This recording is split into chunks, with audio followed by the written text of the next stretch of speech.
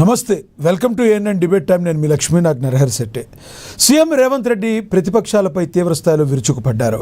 గత 10 ఏళ్లు అధికారంలో ఉన్న వాళ్ళు రాష్ట్రానికి కరువు రావాలని చివరికి చేతబడులు చేస్తున్నారని రేవంత్ రెడ్డి ఎద్దేవా చేశారు. చేతబడి చేస్తే అది తిరగబడి మళ్లీ ఫామ్ హౌస్ నుంచే బయటకు రాకుండా అష్టదిగ్బంధనం చేస్తుందని హెచ్చరించారు. తాము అధికారంలోకి వచ్చాక రోజుకు 18 గంటలు కష్టపడుతూ గత ప్రభుత్వం మిగిల్చిన అప్పులు కడుతున్నామని చెప్పారు.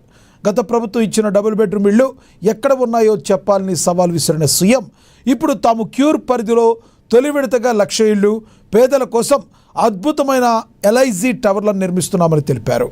2 ఏళ్లలో 70,000 ఉద్యోగాలు ఇచ్చామని, ప్రతి పేదవాడి సొంతింటి కల నెరవేర్చేంత వరకు తాము నిద్రపోమని ముఖ్యమంత్రి రేవంత్ రెడ్డి పునరుద్ఘాటించారు. 22A నిషేధిత జాబితాలో ఉన్న భూముల గురించి రైతులెవరూ ఆందోళన చెందాల్సిన అవసరం లేదని, మీ భూమి మీకు ఇప్పిస్తానని సీఎం హామీ ఇచ్చారు. అలాగే బీఆర్ఎస్పై నిప్పులు చెరిగారు. ఇంతకీ ఈ చేతబడి రాజకీయం ఏంటి? హరీష్ రావు చేతబడులు చేస్తున్నారా? చేతబడులు చేస్తున్నారంటున్న కాంగ్రెస్ నేతల మాటల్లో ఎంత వాస్తవం ఉంది? ఇదే అంశం గురించి ఈరోజు చర్చ కొనసాగిద్దాం. చర్చలో పాల్గొనేందుకు మనతో సిద్ధంగా ఉన్నారు, మనతో అందుబాటులో ఉన్నారు బీఆర్ఎస్ నేత రామ్మోహన్ గారు మనతో అందుబాటులో ఉన్నారు. అదేవిధంగా రాజకీయ విశ్లేషకులు పాపిరెడ్డి గారు కూడా మనతో అందుబాటులో ఉన్నారు. అదేవిధంగా కాంగ్రెస్ నేత డాక్టర్ శివకుమార్ లాల్ గారు కూడా మనతో జాయిన్ అవుతారు. ఇక రాజకీయ విశ్లేషకులు న్యాయవాది బండారు రామ్మోహన్ గారు కూడా జాయిన్ అవుతారు. ముందుగా మనం బీఆర్ఎస్ నేత రామ్మోహన్ గారితో మాట్లాడదాం. రామ్మోహన్ గారు నమస్తే అండి. రామ్మోహన్ గారు, నా వాయిస్ వినపడుతుందా? ఎస్ సార్, రామ్మోహన్ గారు స్ట్రక్ అయినట్టున్నారు. నేను మళ్ళీ మాట్లాడదాం రామ్మోహన్ గారితో. మనతోటి రాజకీయ విశ్లేషకులు పాపిరెడ్డి గారితో మాట్లాడదాం. పాపిరెడ్డి గారు నమస్తే సార్. పాపిరెడ్డి గారు, నా వాయిస్ వినపడుతుందా?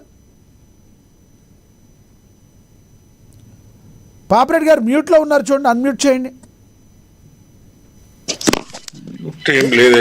వినబడుతుంది, ఇప్పుడు వినబడుతుంది. స్క్రీన్ ఆటో రొటేషన్ ఆన్ చేయండి. మీతో నేను మాట్లాడతాను. బీఆర్ఎస్ నేత రామ్మోహన్ గారు మాట్లాడాక మీరు మాట్లాడిద్దరు కానీ. నమస్తే రామ్మోహన్ గారు. నమస్తే అండి. ఏం రామ్మోహన్ గారు, మీరేదో చేతబడులు చేస్తున్నారంట, కాంగ్రెస్ నేతలందరూ కూడా నిప్పులు జరుగుతున్నారు. మొన్న అద్దంకి దయాకర్ మాట్లాడారు, ఇప్పుడు సాక్షాత్తు రేవంత్ రెడ్డి గారు కూడా మాట్లాడిన పరిస్థితి. ఒక్కసారి రేవంత్ రెడ్డి మాట్లాడిన బయట చూద్దాం ఒకసారి.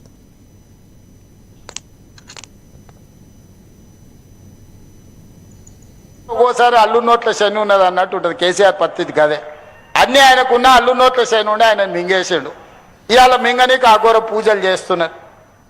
ఇట్లాంటి వాళ్ళు అఘోర పూజలు అంటే ఏంది లేదు, చేతబడి చేస్తున్నారు. ఏది పక్క రాష్ట్రాలలో పోయి గిదా 10 ఏళ్ళు అధికారంలో ఉన్నోళ్ళు, 25 ఏళ్ళు తెలంగాణలో ఉన్నోళ్ళు చేతబడి పూజలు చేస్తారా?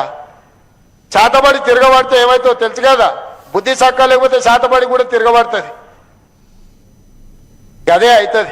మళ్ళీ ఇంట్లోకి వెళ్ళి ఫామ్ హౌస్లోకి వెళ్ళి బయటకు వెళ్ళకుండా అవుతుంది. ఏం లేదు, అదే తిరగబడి మిమ్మల్ని అష్టదిగ్బంధం చేస్తుంది. అందుకే ఈరోజు మంచి మనసుతోని మంచి ఆలోచనతోని ఇక్కడికి వచ్చి అభివృద్ధిలో నాకు రాజకీయాలు లేవు అన్నున్నా కూడా అద్దంకి దయాకర్ గారు బయట కూడా చూద్దాం ఒకసారి. ఏంటి అనేది తెలుసుకోండి. కనీసం అద్దంకి దయాకర్ గారు బయట మీరు ఛిద్రం చేసిన తెలంగాణ రాజకీయ వ్యవస్థను, ఛిద్రం చేసిన ఆర్థిక వ్యవస్థను సరిదిద్దే పనిలో ఉంటే ముఖ్యమంత్రికి చెడ్డ పేరు రావాలి, వర్షాలు రావద్దు, ఇంకోటి ఏదో చేయొద్దు అని చెప్పి పిచ్చి పూజలు ఎందుకు చేస్తున్నారు? డెఫినెట్ గా కట్టుబడి ఉంటాం. కోర్టుల మీద, చట్టాల మీద, రాజ్యాంగం మీద గౌరవం ఉన్న వ్యక్తులం, గుర్తుపెట్టుకో. ఏదో నువ్వేదో లీగల్ నోటీసులు పంపించగానే అబ్బో అని చెప్పి భయపడటం అనుకున్నావా? ఎక్కడ నాకు అర్థం కాలే. పిచ్చి ప్రేలాపన చాలా మంది మాట్లాడుతున్నారు బయట. తస్మాత్ జాగ్రత్త. ఇట్లాంటి పనికి మాలిన చర్యలు చేసినప్పుడు మందలించాలి. ఏం అవసరం వచ్చింది నీకు? దానికి సమాధానం చెప్పకుండా ఏం భాష మాట్లాడుతున్నావు, దానికి ఏమైనా బూత్ భాష ఆయన? నువ్వు చేసింది చెప్తే కూడా, నువ్వు చేసింది చెప్పితే కూడా తెలుసుకోలేని అజ్ఞానంలో ఉండి రివోల్ట్ అయినట్టు ఏదో నువ్వేదో శుద్ధపూస లెక్క ఏదో తెలంగాణ ప్రజల శాంతి కొరకు, సామరస్యం కొరకు, తెలంగాణ ప్రజల బాగు కొరకు పూజలు చేసినట్టు చెప్తావు ఎందుకు? ఇప్పటికైనా క్రాస్ చెక్ చేసుకో. దానికి ఎందుకు చేసినవో అఘోరకాళి అమ్మవారి మీద ప్రమాణం చేసి చెప్పు, నేను ఏ పూజలు చేయలేదని చెప్పి. లేదంటే తెలంగాణ సమాజానికి వ్యతిరేకం చేసినందుకు గట్కేసర్ అఘోరకాళి టెంపుల్ దగ్గర ముక్కు నేలకు రాయమని చెప్పి నేను డిమాండ్ చేస్తున్నా. అదే వాస్తవం కాకపోతే నీకు సారీ చెప్పడానికి దేనికైనా సిద్ధమైంది గుర్తుపెట్టుకో. కాంగ్రెస్ నాయకత్వం భయపడేది కాదు, తప్పుడు ప్రచారాలు చేసేది కాదు, తప్పుడు వ్యక్తులతో తప్పుడు మాటలు మాట్లాడించే పార్టీ కాదు. ఆ విషయం తెలుసుకుంటే మంచిదని చెప్పి చెప్పండి సార్, ఎందుకంటే మీరు ఇలా చేతబడులు చేస్తున్నారు, ఇంత దాకా మీరు ఎందుకు దిగజారిపోయారని రేవంత్ గారు అడుగుతున్నారు, అద్దంకి దయాకర్ లాంటి నేతలు కూడా అడుగుతున్నారు. ఏమంటారు మీరు? ఇప్పుడు కాంగ్రెస్ ప్రభుత్వం రాష్ట్రంలో పరిపాలన మొత్తం విఫలమైంది కాబట్టి ప్రజలను పక్కదో పట్టించడానికి ఇలాంటి కుట్రలు అన్ని ఆరోపణలు మాత్రమే. పూజలు చేస్తే అఘోర పూజలు, క్షుద్ర పూజలు అని మాట్లాడితే ఎట్లా అండి? మొన్నటికి మొన్న రేవంత్ రెడ్డి గారు నాగార్జున సాగర్ లో పూజ చేసిండు. ఏం పూజ చేసిండు ఆయన? దేని కొరకు పూజలు చేసిండు?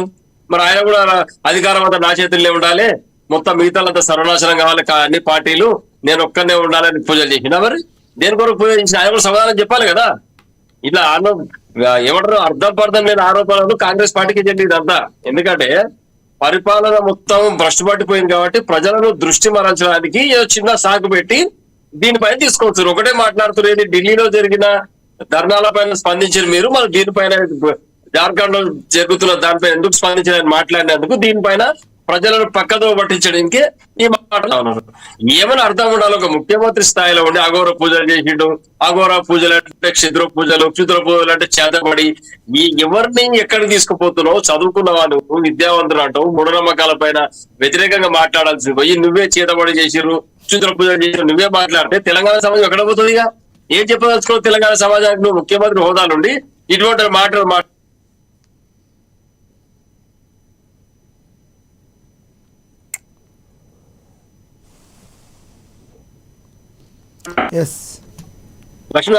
వినబడుతుంది, కంటిన్యూ. కాబట్టి ఇటువంటి మాటలు మాట్లాడేప్పుడు దయాకర్ కూడా మాట్లాడుతున్నాడు. ఏం మాట్లాడుతున్నా ఆయన కూడా అర్థం లేని మాటలు ఇవన్నీ. నేను ముక్కుకు నీళ్ళకి రాస్తాను నిరూపించు. ఒకవేళ పూజలు చేసి ఉంటే ఆయన వ్యక్తిగతం కావచ్చు, బంధు కొరకు కావచ్చు, భార్యాభర్తల కొరకు కావచ్చు, కుటుంబం కొరకు కావచ్చు, ఈ తెలంగాణ సమాజం కొరకు కావచ్చు, ప్రపంచ శాంతి కొరకు కావచ్చు, దేశ హితం కొరకు కావచ్చు, ఇన్ని ఉన్నాయి. ఎవరైనా బుద్ధున్నోడు ఎవడైనా ఈ దేశం నాశనం కావాలని లేకపోతే ఈ రాష్ట్రం నాశనం కావాలని పూజలు చేస్తాడు రాజకీయ నాయకుడి? హరీష్ రావు అటువంటి లైమ్ లైట్ లో ఉన్న లీడరు ఇట్లా చేస్తాడు ఎవరైనా ఊహిస్తారా? అది కేవలం వీళ్ళకే చెందుతుంది. ఇటువంటి మాటలు మాట్లాడడానికి ఎవరు కూడా మనసు ఒప్పదు, ఆలోచన రాదు. ఇటువంటి ఆలోచన చెడు ఆలోచనలు కేవలం కాంగ్రెస్ పార్టీ నాయకులకు మాత్రమే ఇటువంటి ఆలోచనలు వస్తాయి. ఎందుకంటే పరిపాలన చేతనైతే లేదు, ఉన్న విషయాన్ని చెప్పుకోనికే పోతున్నాడు. ఏమంటాడు ఈయన? నిన్న మైనార్టీ మీటింగ్ పెట్టాడు. మైనార్టీ మీటింగ్ పెట్టి ఏం చెప్తాడు? ఈ ముస్లిం యువకులకు చదివితే అర్థం కాదు, వాళ్ళకి చూస్తేనే అర్థమవుతుంది కాబట్టి ఐఐటి పెట్టినా, 10వ తరగతి పాస్ అయిన ఆయనకు డిఎస్పీ పోస్ట్ ఇచ్చిన, ఎమ్మెల్యే ఓడిపోయిన అజారుద్దీన్ మంత్రిని చేసిన, ఈయనను షబ్బీర్ అలీని ఇంకో పదవి ఇచ్చిన, వీళ్ళకి ఏం చాలా కాదు నేనే చేసినా ఉద్ధరించిన మాట్లాడుతున్నాడు. అంటే మరి ఈ 70 ఏళ్ళు కాంగ్రెస్ పార్టీ మైనార్టీలకు ఏం చేసింది, ఏం చేయలేని నువ్వే చెప్తా ఉన్నావు. నీకు కనీస అవగాహన లేదు, ఎట్లా మాట్లాడాలి, ఏం చెప్పాలి. పోయినప్పుడు టీజీపీఎస్సీ నెంబర్లుగా రోడ్ల మీద తిరిగేటోళ్ళు, ఫుట్పాత్ వాళ్ళు మాట్లాడుతా ఉన్నావు, పేపర్లో బఠానీలు అమ్ముకుంటారని మాట్లాడుతుంది. అరే నీకేమైనా ఆలోచన ఉందా? చదువుకున్న వ్యక్తుల పైన గౌరవం కానీ ఇంకేమైనా లక్ష్యం ఉందా?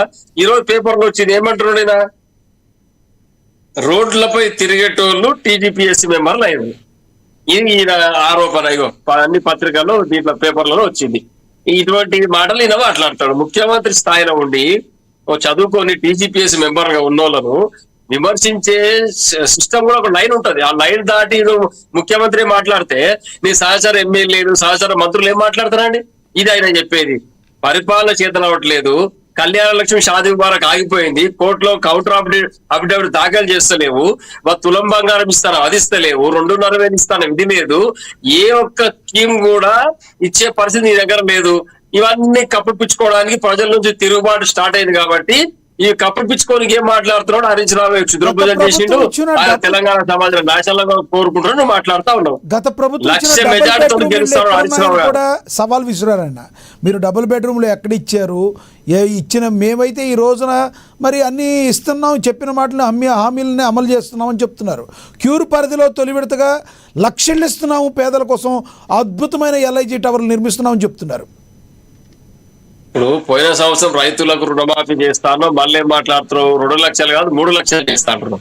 డిసెంబర్ నాడు 2 లక్షలు చేస్తా అని చెప్పి నేనే ఇప్పటికి 3 డిసెంబర్లు పోయినాయి, ఇంతవరకు చేసింది లేదు. మళ్ళీ మాట్లాడుతున్నాడు క్యూఆర్ పరిధి లోపల నేను లక్షల కోట్ల విలువైనట్టు జాగాను మీకు 5 లక్షలకి 6 లక్షలకి అందిస్తున్నాను మళ్ళీ మాట చెప్తున్నాడు. ఇవన్నీ సినిమాటిక్ డైలాగులు తప్పితే ప్రజలను దృష్టి మరల్చే ప్రయత్నం తప్పితే ఇంకోటి లేదు. పెద్ద ఎత్తున దరఖాస్తులు తీసుకునే పేరు మీద మళ్ళీ ఒక 6 నెలలు దీన్ని పొడిగింపు చేస్తాడు. ఇట్లే 6 నెలలకు వచ్చి 6 నెలలకు వచ్చి దరఖాస్తులు తీసుకోవడం తప్పితే నువ్వు చేసేది ఏం లేదు రేవంత్ రెడ్డి గారు, నీకు చేతన కాదు పరిపాలన అని గడిచిన 2 సంవత్సరాలుగా మేము చెప్తూనే ఉన్నాం. తెలంగాణ సమాజం అదే కాంగ్రెస్ కోరుకుంటుంది. పార్టీ 70,000 ఉద్యోగాలు ఇచ్చామని, ప్రతి పేదవాడి సొంత ఇంటికలు నెరవేర్చామని చెప్తుంది. అయినా మేము నిద్రపోవట్లేదు, 18 గంటలు కష్టపడుతున్నాం అని చెప్తున్నారు రేవంత్ రెడ్డి గారు. ఇప్పుడు ఒకటే అండి, రేవంత్ రెడ్డి గారు 70,000 ఉద్యోగాలు ఎక్కడిచో శ్వేతపత్రం విడుదల చేయాలి. సమాచార హక్కు చట్టం ప్రకారం గవర్నమెంట్ రాజముద్ర వేసి ఆ పేపర్ ప్రజల ప్రెస్ ముఖాలు పెట్టమని చెప్పండి. ఎందుకు అబద్ధాలు మాట్లాడతారు? మాజీ ముఖ్యమంత్రి కేసీఆర్ గారు ఇచ్చిన వీళ్ళకి నియామక పత్రాలు ఇచ్చి ఈయన ఉద్యోగాలు ఇచ్చిన మాట్లాడితే ఇంతకన్నా విచిత్రం ఏముంటుందంటే పరిస్థితి. నియామక పత్రాలు ఇచ్చింది, నా ఉద్యోగాలు కానీ ఇచ్చింది, ఇంటర్వ్యూలు కానీ పరీక్షలు కానీ అన్ని జరిగిపోయిన తర్వాత నియామక పత్రం ఇచ్చిన వ్యక్తి రేవంత్ రెడ్డి ప్రభుత్వం మారిన తర్వాత మొత్తం గడిచిన ప్రక్రియ మొత్తం మాజీ ముఖ్యమంత్రి కేసీఆర్ గారి హయాంలో జరిగింది. దానికి ఈయన నియామక పత్రం ఇచ్చి స్టేడియంలో ఎల్బీ స్టేడియంలో మీటింగ్ పెట్టి, హైదరాబాద్ లో మీటింగ్ పెట్టి పెద్ద ఎత్తున నేనే ఉద్యోగాలు ఇస్తే ఉదర కొడితే నమ్మే పిక్చర్లు ఎవరు మీరు ఇక్కడ తెలంగాణ సభ అంతా గమనిస్తోంది. గడిచిన 3 సంవత్సరాలుగా చేసిన పని మొత్తం అందరు చూస్తున్నారు. గ్రాఫ్ అంతా పడిపోయింది, పరిస్థితి లేదు. ఇప్పటికిప్పుడు ఎలక్షన్ పెడితే కాంగ్రెస్ పార్టీ డిపాజిట్ 4 రూపాయలు కూడా కోల్పోతారు. కాబట్టి మళ్ళీ ఒక డైవర్షన్ పాలిటిక్స్ పేరు మీద నేను పెద్ద పెద్ద మల్టీ హై రైజ్డ్ బిల్డింగ్లు కడుతున్నా, లక్షల కోట్ల విలువైన భూములకు మీకు అగ్వగిస్తున్నా అని చెప్పేసి తెలంగాణ సమాజాన్ని దృష్టి మార్చే ప్రయత్నం చేస్తున్నాడు తప్పితే ఇందులో ఏమాత్రం నిజం లేదు. 22A నిషేధిత జాబితాలో ఉన్న భూముల గురించి రైతులు ఎవరు కూడా మీరు ఆందోళన చెందాల్సిన అవసరం లేదు, మీ భూమి మీకు ఇప్పించేస్తానని హామీ కూడా ఇచ్చారు ఆయన. ఒకటే చెప్తున్నామండి, ఈయన ఇంతవరకు ఇచ్చిన ఎన్నికల కంటే ముందు ఇచ్చిన హామీలు ఏమైనా నెరవేరితే ఈయన మాట నమ్మే పరిస్థితి ఉంటది. ఈయన కేవలం అరచేతిలో పాయసం పెట్టి మోచేతి రాకించే రకమైన. కాబట్టి ఇటువంటి పనులు జరగదు ఇక్కడ. తెలంగాణ సమాజం గమనిస్తా ఉంది.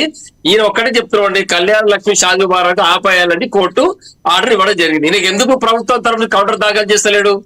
ఎందుకు తులం బంగారం ఇస్తాన వ్యక్తి 3 ఏళ్ళకి ఎందుకు తులం బంగారం ఇస్తలేడు?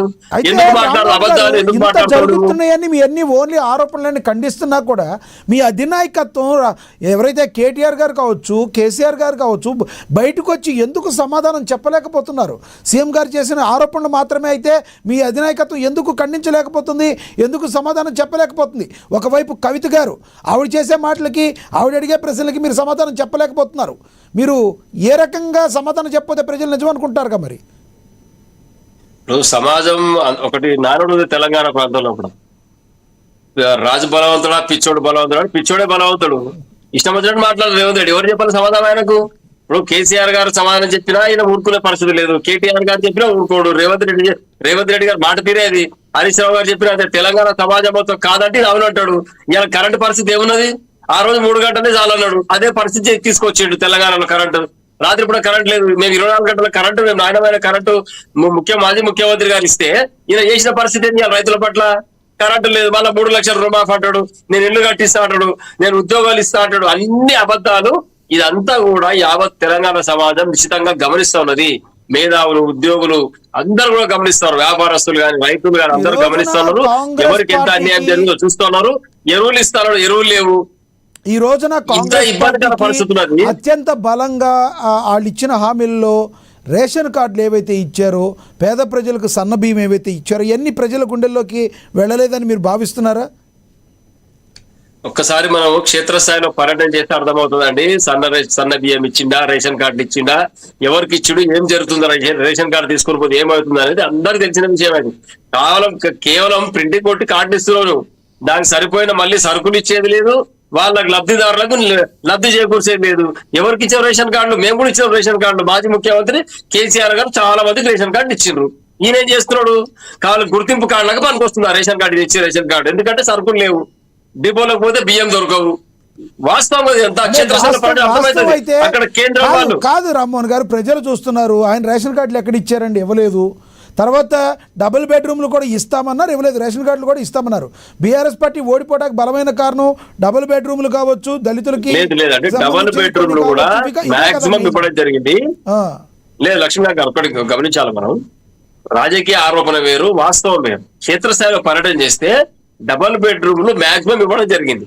70% డబుల్ బెడ్రూమ్లు ఇవ్వడం జరిగింది. ఇప్పుడు పూర్తిగా అసంపూర్తిగా 90% పనులు పూర్తి చేసుకొని చాలా గ్రామాల్లో డబుల్ బెడ్రూమ్ ఉన్నాయి.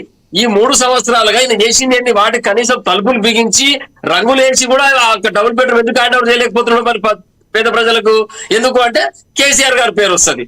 పథకాలు ప్రభుత్వం అనేది పాలకులు ప్రభుత్వాలు ప్రజలకు లబ్ధి చేకూర్చే ప్రయత్నం చేయాలి, ఆ స్కీమ్లను కొనసాగించాలి. అది పక్కకు పెట్టి కేసీఆర్ గారు 90% పూర్తి చేసిన డబుల్ బెడ్రూమ్ గ్రామాల్లో ఉంటే నువ్వు ఎందుకు ఇస్తలేవు? మళ్ళీ కొత్తగా నీ అమ్మ పేరు ఇందిరమ్మ పేరు పెట్టి మళ్ళీ ఎందుకు కొత్త స్కీమ్ ప్రారంభం చేసినావు? అదే డబుల్ బెడ్రూమ్ పూర్తి చేసి ఎందుకు పేద ప్రజలకు పంచలేదని సమాధానం అడుగుతూ ఉంది ఆయన దగ్గర సమాధానం. ఈ ప్రశ్నకు సమాధానం లేదు. డబుల్ బెడ్రూమ్ ఇవ్వలేదు అంటున్నావు. నువ్వు ఇవ్వు కదా, నువ్వెందుకు ఇవ్వట్లేదు? మరి డబుల్ బెడ్రూమ్ ఉన్నాయి కదా ఊర్లలో, రైట్. ఎందుకు ఇస్తలేవు అంటే కేవలం కేసీఆర్ గారి యొక్క పేరు మళ్ళీ ముందుకు వస్తుంది, ప్రజలు వారి పట్ల ప్రేమ చూపిస్తారని చెప్పేసి ఈ అణచివేత ప్రయత్నం చేస్తున్నావు. కానీ ఏది కూడా చెల్లవు. అందరికి అర్థమైపోయింది. నీకు పరిపాలన చేత కాదు. ఎటు తిరిగి ఏదో ఒక పేరు ముందర పెట్టాలి, ప్రజలను దృష్టి మరల్చే ప్రయత్నం చేయాలి. హరీష్ రావు దుర్పదం చేసినట్టు చెప్తా ఉన్నాను. దీనిపైన నువ్వు ఎవరు చేసింది, ఎక్కడ చేసిన పూర్తి ఆధారాలు కోర్టు ముంగలు సమర్పించాలని మేము డిమాండ్ చేస్తా ఉన్నాం. రైట్ రైట్ అందుబాటులో ఉండండి సార్, మళ్ళీ మాట్లాడతాను. మనతోటి కాంగ్రెస్ అధికార ప్రతినిధి డాక్టర్ శివకుమార్ లాల్ గారు ఉన్నారు, ఆయనతో మాట్లాడదాం. శివ గారు నమస్తే సార్. శివకుమార్ లాల్ గారు నమస్తే అండి. నమస్తే లక్ష్మీనాథ్ గారు నమస్తే. ఏంటి సార్ ఈ చేతబడి రాజకీయం ఏంటి? ఇప్పుడు డిబేట్లో రామ్మోహన్ గారు అడిగిన ప్రశ్నలకి మీ దగ్గర సమాధానాలు ఉన్నాయా? ఏవైతే ప్రజల కోసం చేసి 90% వరకు పూర్తి చేశారంట వాళ్ళు, దాన్ని ఎందుకు మీరు ఇవ్వలేకపోయారు? ఇప్పుడు ఇందిరమ్మ అని మళ్ళీ ఒక పేరు పెట్టి కొత్తగా ఇచ్చేది మీరు ఏంటి? ఇవన్నీ ఆరోపణలు చెప్తే రాజకీయం చేయటం రాదు, ప్రభుత్వాన్ని నడపడం రాదు, అర్జెంటుగా రేవంత్ రెడ్డి గారు దిగిపోవాలంటాడు ఆయన. ఏమంటారు మీరు? ముందుగా ఏఎన్ఎన్ న్యూస్ ప్రేక్షకులకు, మీకు ప్రాణాల్లో నా పాపిరెడ్డి గారికి, బండారు రామ్మోహన్ రావు గారికి, రామ్మోహన్ గారికి మీకు నమస్కారం. చాలా రోజుల తర్వాత మన లైవ్ లో అందరు ముఖాలు చూడడం జరిగింది. అందరికి కూడా ఆషాఢం పండుగ అయిపోయింది. శ్రావణ మాసం శుభాకాంక్షలు అందరికి. శుభాకాంక్షలు మీకు కూడా. అయితే రామ్మోహన్ గారు ఇప్పుడు మొత్తానికి ఇంకేమంటే 10 సంవత్సరాలు అయిపోయినా ఇంకా మేమే అధికారంలో ఉన్నాము అనే రకంగానే మాట్లాడుతున్నారు. ఇప్పుడున్న ముఖ్యమంత్రికి చేత కాదంటే 10 సంవత్సరాలు చేతనైన ముఖ్యమంత్రి ఏం చేసిండు, ఫామ్ హౌస్ లో ఇంకా ఎందుకు వండుకుండు అనేది రామ్మోహన్ రావు గారు చెప్పాలా. రెండోది ఇప్పుడు ఇంకొకటి ఏమడుగుతుండు, డబుల్ బెడ్రూమ్ అన్నాడు. డబుల్ బెడ్రూమ్ గురించి మాట్లాడితే బట్టి విక్రమార్క గారు ఛాలెంజ్ చేసి వీళ్ళ దగ్గరికి వెళితే మేము లక్షలాల కట్టినాము అంటే ఒక్క కాన్స్టిట్యున్సీలో నాకు చూపియండి, తిరిగితే 3000 ఇండ్లు తప్ప అంతకంటే ఎక్కువ లేవని అప్పట్లో ఉన్న తలసాని శ్రీనివాస్ యాదవ్ సగంలకేని పారిపోయింది అనేది మర్చిపోవద్దు. ఎందుకంటే ఇంకోటి డబుల్ బెడ్రూమ్లు మేము కట్టినాము, అవి 90% కంప్లీట్ అయినాయి, పెండింగ్ ఉన్నాయి, ఎందుకు ఇస్తలేరు అని అడుగుతున్నారు. మీరు ఎక్కడ కట్టినరండి? ఫస్ట్ ఫ్లోర్ సెకండ్ ఫ్లోర్ మునిగిపోయే అటువంటి ప్రాంతాలలో మీరు డబుల్ బెడ్రూమ్ కట్టినరు. లేదా దొంగలకు, తాగుబోతులకు, జూదం ఆడేటోళ్ళకి అవకాశం ఉన్న ఏరియాలో మీరు కట్టినరు. అక్కడ పోయి ప్రజలు ఆ నివాసంలో మేము ఉండలేము అని చెప్పి ఆ ఊరు ప్రజలే చెప్తున్నారు. మరి మీరు చేసింది తప్ప, మేము చేసేది తప్ప అనేది ఒకసారి బీఆర్ఎస్ నాయకులు చెప్పాలి. రెండోది తులం బంగారం గురించి మాట్లాడుతుండ్రు. తులం బంగారం almost all Congress party manifesto పెట్టినప్పుడు 30 నుంచి 50,000 రూపాయలు ఉండే, ఈ రోజు 1,50,000 రూపాయలు. మీరు గతంలో మిగులు బడ్జెట్ రాష్ట్రము కాంగ్రెస్ పార్టీ 29వ రాష్ట్రం ఇస్తే ఈ రోజు అప్పుల రాష్ట్రం చేసి ఒక్కొక్కరు తలపైన 1,50,000 రూపాయలు పెట్టిండ్రు. తర్వాత 6,500 కోట్ల రూపాయలు ఈ రోజు బీఆర్ఎస్ చేసిన అప్పులు కడుతున్నాం అని చెప్పి ముఖ్యమంత్రి రేవంత్ రెడ్డి గారు ఓపెన్ గా చెప్పడం జరుగుతుంది. ఇక మీరు ఇవాళ సబ్జెక్ట్ వస్తే శుద్ర పూజలు చేసిండ్రు అనేది సామా రామ్మోహన్ రెడ్డి గారు మాట్లాడింది. రామ్మోహన్ భాయ్ ఒక్క నిమిషం, నేను కంప్లీట్ అయినాక మీరు మాట్లాడాను. అయితే సామా రామ్మోహన్ రెడ్డి ఈ విషయాన్ని లేవనెత్తిండు. దాని తర్వాత పిసిసి అధ్యక్షుడు మహేష్ కుమార్ గారు కూడా మాట్లాడిండు. దాని తర్వాత ఇప్పుడు మనం ఇవాళ రేవంత్ రెడ్డి గారు బయట కూడా చూడడం జరిగింది. ఇప్పుడు దానికి మొత్తానికి హరీష్ రావు ఏం చేసిండు, సామా రామ్మోహన్ రెడ్డికి నోటీసులు పంపిస్తా అంటాడు. అరే నువ్వు నోటీస్ ఎందుకు పంపిస్తావు భయ్? నువ్వు బహిరంగంగా వచ్చి నేను శుద్ర పూజలు చెయ్యలేదు, నాకు సంబంధం లేదు, నేను మా గర్ల్ ఫ్రెండ్ తోని గుడికి పోయినా, లేకపోతే నాకు సంబంధితులతో గుడికి పోయినా అని ఓపెన్ గా చెప్పు. అది చెప్పమంటే నేను నోటీసులు పంపిస్తాను. నువ్వు ఎవరిని భయపెడుతున్నావు? కాంగ్రెస్ పార్టీలు ఎవరికి భయపడరు. ఏదో మీరు నిన్న మొన్న 10 సంవత్సరాలలో మీరు వచ్చిన వాళ్ళు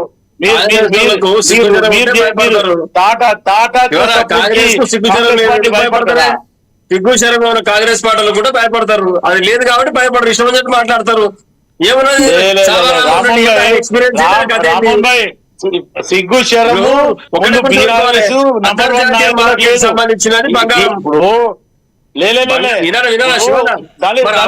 సంబంధించిన ముఖ్యమంత్రి రేవంత్ రెడ్డి గారు దళితుడిని ముఖ్యమంత్రి చేసిండా? దళితులకు 3 ఎకరాల భూమి ఇచ్చిండా?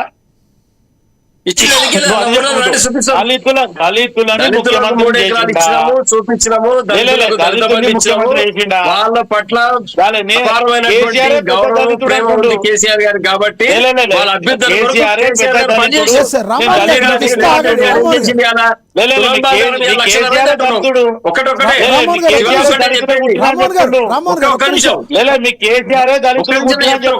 జవాబు చెప్పాలి. దళితులు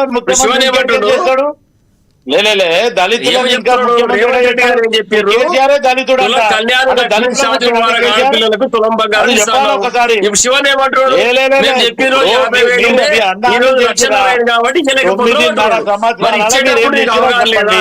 పరిపాలన ఆర్థిక వ్యవస్థ ఖజానా పట్ల రాష్ట్రానికి భారం అవుతుందా అనే విషయం తెలియదు. ఎందుకు చెప్పాలి? ఎందుకు చెప్పిన మాట్లాడుతున్నాం మేము? మీరు బీఆర్ఎస్ ప్రభుత్వంలో 9.5 సంవత్సరాలలో దొంగల్లాగా దోచుకున్నారు. ఈరోజు ఫామ్ హౌస్ లో కల్చర్ తీసుకొచ్చిందే బీఆర్ఎస్. అది మర్చిపోదు. ఈరోజు టీఆర్ఎస్ అనడానికి కూడా లేదు. కవిత అక్కడ నుంచి ఉండ బట్టలు ఇప్పేస్తుంది. ఏమంటుంది? బీఆర్ఎస్ అధికారంలోకి వచ్చి ఏం పీక్ కట్టలు కట్టిందంటుంది. కవితకు ముందు సమాధానం చెప్పండి. అటు హరీష్ రావు చెప్తాడా, కేసీఆర్ చెప్తాడా, చెప్పండి. తెలంగాణ ప్రజలందరూ నిశ్చితంగా గమనిస్తా ఉన్నారు ఎవరిది తప్పు ఎవరిది ఒప్పు అని. కవిత మాట్లాడిన మాటలు తెలంగాణ ప్రజాస్వామ్యం అంతా వింటా ఉన్నారు, ప్రజలందరూ వింటా ఉన్నారు. కాంగ్రెస్ మాట్లాడింది వింటున్నారు, రేవంత్ రెడ్డి గారు చెప్పింది వింటున్నారు. తులం బంగారం ఇస్తారు చెప్పినప్పుడు మరి బంగారం మన చేతిలో లేని పని, అంతర్జాతీయ మార్కెట్ ఉంటుంది, రేటు ఫ్లక్చువేషన్ ఉంటుంది కాబట్టి మరి ఇవ్వాలా లేదా అని హామీ ఇచ్చి తులం బంగారం గురించి వదిలేండి. బంగారం లాంటి బంగారు తెలంగాణలో బోనం ఎత్తుకునే కవితమ్మను ఎలా వదిలేశారు సార్ మీరు? పాపం అనిపించట్లేదా మీకు? ఒకటే విషయం గుర్తుపెట్టుకోవాలి, కుటుంబ వ్యవహారము. ఆమె నచ్చలేదు, తండ్రి మీద కోపం వచ్చింది, అన్న మీద కోపం వచ్చింది, బావ మీద కోపం వచ్చింది. కుటుంబ వ్యవహారం తెలంగాణ ప్రాంతానికి ఆపాదిస్తే ఎట్లాంటి వాళ్ళ ఇంటి పంచాయతీ ఇంట్లో తెంపుకుంటారు. మనకు అవసరం లేదు. తెలంగాణ సమాజం దాని గురించి ఆలోచన కాదు. తెలంగాణ సమాజం ఆలోచన చేయాల్సింది రైతులకు ఎరువులు కావాలి. ఇంటి పంచాయతీ కాదు గురించి మనకు అవసరం లేదు. ఇక్కడ రైతులకు ఎరువులు కావాలి, రైతులకు రుణమాఫీ కావాలి, ఆడపిల్లలకు తులం బంగారం కావాలి, 2,500 కావాలి, సిలిండర్ పైన సబ్సిడీ కావాలి, రైతులకు నిరంతర విద్యుత్ సరఫరా కావాలి, నాణ్యమైన విత్తనాలు కావాలి. ఇది మనం ఆలోచన చేయాల్సింది. కవిత బోనం ఎత్తినా, కవిత బోనం ఎత్తకపోయినా,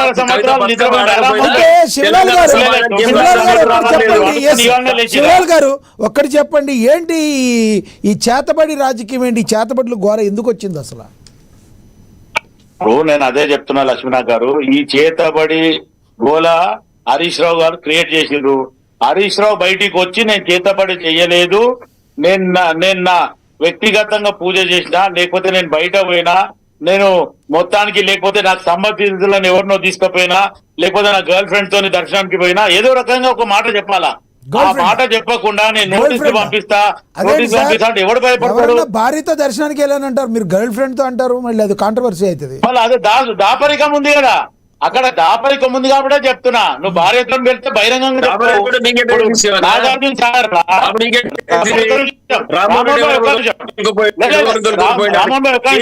రేవంత్ రెడ్డి నా మాట వినండి, మాట వినండి. మీరు మాట్లాడారు కదా, అడ్రా లేదు కదా రామ్మోహన్ గారు. ఒక్క నిమిషం. నాగార్జున సాగర్ లా ఈ రోజు రెడ్డి గారు ఓపెన్గా చెప్పిండు. ఫస్ట్ టైం నేను ఆడ అమ్మ మొత్తానికి చూసినా, నేను ఇష్టపడ్డా, పెళ్లి చేసుకున్నా. ఆ తర్వాత మళ్ళీ ఇప్పుడు వచ్చిన పాత ఫోటో కొత్త ఫోటో మొత్తం ఓపెన్ గా ఏం హోమం చేసిండు అనేది కూడా పెట్టిండ్రు. మరి హరీష్ రావు అట్లా పెట్టమని చెప్పండి. పెళ్ళంతో పోతే పెళ్ళంతో పోయినామని చెప్పండి, గర్ల్ ఫ్రెండ్ పెట్టండి, ఏం పూజ చేసినా చెప్పమని చెప్పండి. రేవంత్ రెడ్డి గారు రేవంత్ రెడ్డి గురు అలవాటు హరీష్ రావు లేదు. పరిమాణ అరే, పక్కకు పెట్టి రేవంత్ రెడ్డికి నా ఉన్న భార్య అలవాట్లు- వెనుకబడి ఈడికి వచ్చిన మళ్ళీ ఎనదొలకు వచ్చిన పెళ్లి చేసుకుని ఆయన చెప్తే ఆయన ఇష్టం చెప్పుకోక మాకు ఇబ్బంది ఏం లేదు. ఆయన కానీ ఓపెన్ గా చెప్తుండు, మీరు తోటి దొంగ నాయకుని దొంగ లెక్కలు చేస్తున్నారు. ఆరోపణ చేసి ఎట్లా? అప్పటి నుంచి దొంగలే కదా, టీఆర్ఎస్ వాళ్ళంతా దొంగల్లాగా చేస్తున్నారు కాబట్టి రేవంత్ రెడ్డి ఓపెన్ గా చెప్తుండు, నేను అప్పుడు అట్లుండే TRS ఇప్పుడు పార్టీ ఇట్లున్నా, దొంగలాగా ఈ పూజ చేసి చేస్తున్నా తెలంగాణ అని చెప్పిండు, సాధించుకునేది ఓపెన్ గా కాదు. చెప్పిండు. రైట్ కాంగ్రెస్ పార్టీ దోపిడీలకు శివకుమార్ గారు మళ్ళీ ఇస్తాను సార్ అక్రమాలకు, అరాచకాలకు అడ్డాయంటే కాంగ్రెస్ పార్టీ. హరీష్ రావు బయటికి రమ్మను, రైట్ హరీష్ రావు ఇప్పుడు బయటికి ఏదైతే వచ్చి ఆరోపణలు ఓపెన్ గా వస్తున్నాయో చెప్పమను. ఒకసారి ఎవరితో ఆయన ఎందుకు కూడా ఎందుకు స్పందిస్తే చేసిండు, సరిపోయేది. ఎందుకు చేసిండు? లేదంటే ఆరోపణలో నిజం ఉండేది అనుకునే ప్రజలు అనుకునే ప్రమాదం కూడా ఉందిగా రామ్మోహన్ గారు. హరీష్ రావు గారు ఖచ్చితంగా బయటికి రావాలా, హరీష్ రావు చెప్పాలి. ఈ మాయ మాటలు హరీష్ రావు గారు ఏం హరీష్ చేసినా రావు బయటికి వచ్చి తెలంగాణ నేను ఏం పూజ ప్రాంతానికి చేసినా, సంబంధించిన ఎందుకు బీఆర్ఎస్ చేసినా, నాయకులందరూ ఎవరితో కూడా పోయినా తెలంగాణ ఓపెన్ గా అస్తిత్వం చెప్పమని గురించి చెప్పండి. పనిచేస్తారు తప్పితే తెలంగాణను నాశనం చేయడానికి బీఆర్ఎస్ పార్టీ లేదు, ఎవరు కూడా పనిచేయరు. లే, లే, లే, ఆయన ఉద్యమకారులు రైట్. తెలంగాణ రైట్. సుభిక్షంగా రైట్. ఉండాలని మళ్ళీ కోరుకుంటారు. మాట్లాడతాం. అంతేగాని సార్, తెలంగాణ ఇంకా అన్యాయం ఇద్దరు ఎవరు హరీష్ రావు కోరుకోరు. చేసిన తెలంగాణ yes, ఉన్నటువంటి yes. ఎవరు నువ్వు కోరుకోరు. బాధపడుతున్నావు. మేమైతే Yes, భావిస్తలేము. శివకుమార్ హరీష్ గారు రావు కాసేపు చేసిన ఆగండి. హరీష్ రావు చేసిన కాంగ్రెస్ శివకుమార్ పార్టీ గారు ఉద్యమం ఏంటంటే శివకుమార్ గారు, డైవర్షన్ రామ్మోహన్ పాలిటిక్స్. గారు ఇద్దరు కాసేపు ఆగండి, ఇద్దరు కాసేపు ఆగండి. మనతో రాజకీయ విశ్లేషకులు పాపిరెడ్డి గారు ఉన్నారు, ఆయనతో మాట్లాడదాం. పాపిరెడ్డి గారు నమస్తే అండి. నమస్తే. పాపిరెడ్డి గారు, ఏంటి ఈ చేతబడి రాజకీయం ఏంటి? ఈ చెప్పండి. కాంగ్రెస్ అదేవిధంగా బీఆర్ఎస్ మాటల మధ్య మాటల తోటలు ఎలా చూస్తారు మీరు? ఇప్పుడు మీ రామ్మోహన్ గారికి ఇద్దరు రామ్మోహన్లు ఉన్నారు, ప్లస్ శివదాస్ గారు, మీరు అందరికి కూడా నమస్కారం. నమస్తే నమస్తే సార్. అయితే విషయం ఏంటంటే మాట్లాడు చేతబడి గురించి మనం ఈ గంట సేపు డిబేట్ చేయడమే ఒక విధంగా అది మనకు మన స్థాయికి తగ్గదు కూడా కాదు. ఎందుకంటే గురించేనే కాదు సార్, ఇవాళ ఇప్పుడు అదేదో ఇప్పుడు భూముల విషయంలో కావచ్చు, డబుల్ బెడ్రూమ్ ఇళ్ల విషయంలో కావచ్చు, అన్నిటి గురించి కూడా మాట్లాడుతున్నాం కదా మనం. అయితే లక్ష్మీనాథ్ గారు చెప్పేది లెట్ మీ కంప్లీట్. Okay. అయితే విషయం ఏంటంటే ఒక ముఖ్యమంత్రి లేకపోతే ప్రతిపక్ష అధికార పక్ష ప్రతిపక్ష నాయకుల మీద విమర్శలు చేయవచ్చు, మాట్లాడవచ్చు. ఈ అడులు లేకపోతే ఈ రకరకాల ఇవన్నీ అనడము, లేకపోతే ఎల్లినో ఎక్కువ ఉండాలి, వర్షాలు పడద్దని కోరుకుంటున్నారు అన్నది అది కొంత అది సమంజసం కాదు. ఎందుకంటే ఏ వ్యక్తి ఎల్లినో రావాలి, ప్రజలందరూ దెబ్బతినాలి, కరువు కటకాలు ఉండాలి అని కోరుకుంటూ అది అది ఇబ్బందికరమైన విషయం కాబట్టి అది మళ్ళీ ముఖ్యమంత్రి పెట్టుకుంటుంది. ఏదో కింది లెవెల్ మాట్లాడేందుకు ఇంకో మాట అర్థం చేసుకుంటారు. సీఎం గారు ఆ లెవెల్లో మాట్లాడితే ఇదే ఇటువంటి కాంట్రవర్సీ, ఇటువంటి విమర్శలు వస్తాయి. కాబట్టి ఒకటేంటంటే మంచుకొచ్చే పదం వచ్చింది, ఈసారి కరువు ఉంటున్నది. కరువు ఎంత తీవ్రంగా ఉంటున్నదంటే ఇప్పటి మన జూన్, జూలై, ఆగస్టు కూడా సగం అయిపోయింది. ఇంతవరకు కూడా చాలా దాదాపు 70 నుంచి 80 శాతాలలో తెలంగాణలో చాలా తీవ్రమైన పరిస్థితి ఉన్నది. దాన్ని నిజంగా కాంగ్రెస్ ప్రభుత్వం గుర్తించిందా, తీవ్రతను ఏ విధంగా ఉంటుంది చేయాలన్న మంత్రి కానీ, ఆయన అనుచర వర్గం కానీ, మంత్రివర్గం, పార్టీ కానీ ఆలోచిస్తే సంతోషం. కానీ ఒకవేళ నిజంగా అనుకున్న కోసేపు ఒక మాట వరుసకు హరీష్ రావు చేసిండు, మీరు పూజలు చేయండి, ఎవరంటారు మీరు తిరుగుడు క్షుత పూజ చేయండి, అది కాదు. విషయం ఏంటంటే కరువు తీవ్రత ఉన్నది. ఇప్పుడు ఏంటంటే కరువు తీవ్రత వచ్చింది కాబట్టి హరీష్ రావు పోయి పూజ చేసింది కాబట్టి తెలంగాణ వచ్చిందని చెప్పాల్సి ముఖ్యమంత్రి గారు ఏం చెప్పాల్సి ఏది ప్రజలకు ఇచ్చే అసలు విషయం ఏంటంటే కరువు గురించి 6 నెలలే ప్రపంచ వాతావరణ అంతర్జాతీయ జాతీయ నుంచి వెళ్ళి స్థానిక సంస్థలన్నీ కూడా ఈసారి సూపర్ ఎల్నినో వస్తున్నది, చాలా తీవ్రంగా ఉంటుంది. మంచినీళ్ళు కూడా దొరకడం కష్టం. ఇప్పటికి కూడా చెప్తాను సార్, హైదరాబాద్ లో చాలా ప్రాంతాలలో మార్చి నుంచి వెళ్ళి బోర్స్ పోయినాయి, ఇప్పటి వరకు కూడా నీళ్లు లేవు. ఇప్పటి వరకు ట్యాంకర్ సరఫరా మధ్య తరగతి వాళ్ళకు పరిస్థితి అదే. ఇంకా మామూలు ప్రజలకైతే చాలా ఇబ్బందికరమైన అంశం ఉన్నది. వాటిని ఎట్లా చేయాలో ప్రభుత్వం దృష్టి పెడితే సంతోషపడుతుంది. కానీ ఈ ఏదో క్షుద్ర విద్యలు అది ఇది చెప్తే ఇది ఏమైతే ఇది ఇది ఒక విధంగా ముఖ్యమంత్రి స్థాయి తగ్గించుకున్నట్టయితే ప్రభుత్వ స్థాయి తగ్గించుకుని. రైట్, ఒక్కసారి రీజాయిన్ అవ్వండి. మీ దగ్గర సమ్ సిగ్నల్ తక్కువ ఉన్నట్టుంది, ఒకసారి రీజాయిన్ అవ్వండి, మళ్ళీ మాట్లాడిదురు. కానీ మనతోటి రాజకీయ విశ్లేషకులు న్యాయవాది బండారు రామ్మోహన్ గారు ఉన్నారు, ఆయనతో మాట్లాడదాం. బండారు రామ్మోహన్ గారు నమస్తే సార్. రామ్మోహన్ గారు, ఏదైతే ప్రజెంట్ రేవంత్ రెడ్డి గారి హాట్ కామెంట్స్ కావచ్చు, బీఆర్ఎస్ నేతలు అదేవిధంగా కాంగ్రెస్ నేతల మధ్య మాటల దాన్ని ఎలా చూస్తారు? ప్రస్తుతం తెలంగాణ పరిస్థితుల్లో ప్రభుత్వం చెప్పింది చెప్పినట్టుగా చేస్తుందని మీరు అనుకుంటున్నారా? ఎంతవరకు సక్సెస్ అయింది? ప్రజల్లో ఏ మేరకు ప్రస్తుత ప్రభుత్వం సక్సెస్ అయిందని మీరు భావిస్తున్నారు? లక్ష్మణ గారు, మీకు అట్లాగే డాక్టర్ శివలాల్ గారికి, మిత్రుడు రామ్మోహన్ గారికి, అట్లాగే ఇప్పటిదాకా మాట్లాడిన పాపిరెడ్డి గారు నమస్కారం. పాపిరెడ్డి గారు లుకింగ్ వెరీ యంగ్, కొత్తగా చెప్పాను నేను చెప్పాను సార్కి. నేను చెప్పాను, నేను అందా అనుకున్నాను నేరుగా, నేను రైట్ రైట్ 2 నిమిషాలు శుద్ర పూజ విషయంలో మంత్రాలకు చింతకాయలు రాలేదు. ఇప్పుడు శుద్ర పూజ చేస్తే కూడా వర్షాలు పడకుండా పోతే నమ్మకం ఉంటే అంతటిలో దుర్మార్గం లేదా? శివలాల్ గారు ఒక మర్చిపోయాను. ఒక రామ్మోహన్ నా శిష్యుడు. రామ్మోహన్ దాదాపు 15 ఏళ్ళ తెలుగుతులు టీవీ ఛానల్లో డైరెక్ట్ గా లైవ్ అయినప్పుడు ఎవరిపోతే అడిగేవాడు, శిష్యుడు సార్, శిష్యుడు అనగా మరి తప్పు చేస్తే ఎవడాన్ని గురు పట్టడని నేను అనుకోని చేసేవాడిని. మొన్న కూడా ఇప్పుడు లేట్గా పెట్టినాం మనం, కానీ దీని మీద 1 గంట తెలిసేసి వేస్ట్ అవుతుంది. కాబట్టి మిగతా అంశాలు మాట్లాడమన్నారు కనుక ఈ విషయం మాట్లాడి అక్కడికి వస్తాను. శుద్ర పూజలు అనేటివి పూర్తిగా శాస్త్రీయ దృక్పథాన్ని వ్యతిరేకము. ఇటో చెడ్డో భక్తుల్లోడు అయ్యా సమాజం సుభిక్షంగా ఉండాలి, మంచిగా ఉండాలని కోరుకుంటారు, తిరుపతి పోతారు. చాలా మంది అక్కడ బయట మాట్లాడితే రాజకీయాలు మాట్లాడదు కదా, మా రాష్ట్రం బాగుండాలని కోరుకున్నాను, మేము బాగుండాలని కోరుకున్నాను, వ్యక్తిగత కోరికలు ఉంటే అవి ఉంటాయి. కానీ ఇట్లా హరీష్ రావు గురించి 3 మాట్లాడింది. ఒకటి అడ్డంకి దయాకర్ మర్చిపోయారు, అడ్డంకి దయాకర్ మాట్లాడింది, రామ్మోహన్ రెడ్డి మాట్లాడింది, ఆ తర్వాత ఎండార్ చేశాడు. ఇప్పుడు 4 ఆయన ముఖ్యమంత్రి. అంటే ఈ స్థాయిలో రాజకీయాలు ఊహించని దుర్మార్గ రాజకీయాలు. ఈ 4 మాటలు తప్పట్లేదు. ఏ మాట కాబట్టి చెప్పుకోవాలి. రెండోది ఏంటంటే శ్రీశ్రీ గారు అన్నారు, మహాకవి ఎవరెవరి ప్రైవేట్ బతుకు వారి సొంతం, పబ్లిక్ లో నిలబడితే ఏమైనా అంటాం. పబ్లిక్ లో బట్టగా క్లీన్ చేస్తుంటారు. ఇటుపక్క కూడా ఏం చేయాలంటే హరీష్ రావు గారు బుద్ధి లేదా, శివమొగ్గ పోయినా లేకపోతే ఇక్కడికి పోయినా అక్కడికి పోయినా నేను చేసిన పూజ ఇది అని పబ్లిక్ అంటే ఆయన వ్యక్తిగత విషయాలు జరగడం చాలా సౌకర్యం లేదు.